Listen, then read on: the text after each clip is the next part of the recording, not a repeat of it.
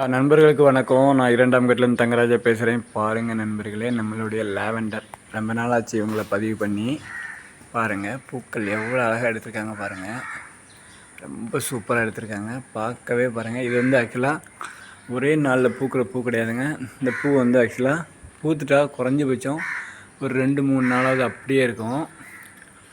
அதுக்கப்புறம் தான் கொஞ்சம் காய ஆரம்பிக்கும். கிட்டத்தட்ட அது கீழே விழுகிறதுக்கே ஒரு 3-4 நாட்கள் ஆகுங்க. அதனால் அடுத்தடுத்த பூக்கள் அதோடு சேர்ந்து பூக்கும்போது அப்படியே பாருங்கள், செடியே ஃபுல்லாக அந்த கலர் அப்படியே இருக்குது பாருங்கள். வயலட் கலர்ஸ் எப்படி இருக்குது பாருங்கள், சூப்பராக இருக்குது. எல்லாம் நிறைய மொட்டுக்கள் வச்சு அருமையாக வந்திருக்காங்க பாருங்கள்.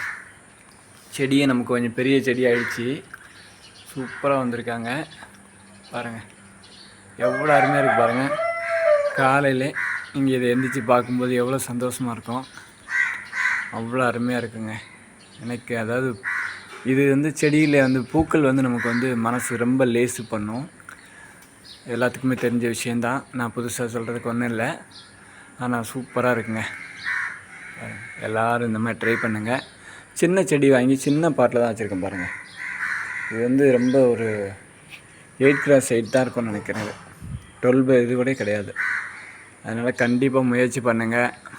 எல்லோரும் இதே மாதிரி இந்த சந்தோஷத்தை நீங்களும் அனுபவிங்க. குழந்தைங்களுக்கு கண்டிப்பாக சொல்லிக் கொடுங்க.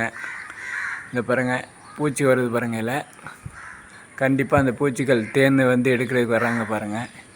எவ்வளோ அருமையாக உட்காந்துட்ருக்கு. கண்டிப்பாக முயற்சி பண்ணுங்கள் நண்பர்களே. எல்லோரும் இதை மாதிரியான இந்த சந்தோஷத்தை நீங்களும் அனுபவிக்க நான் நினைக்கிறேன். தேங்க்யூ. நம்மளுடைய சேனலை பாருங்கள், சப்ஸ்கிரைப் பண்ணுங்கள், சப்போர்ட் பண்ணுங்கள், ஷேர் பண்ணுங்கள். கண்டிப்பாக நீங்களும் முயற்சி பண்ணுங்கள். தேங்க்யூ. பாய்.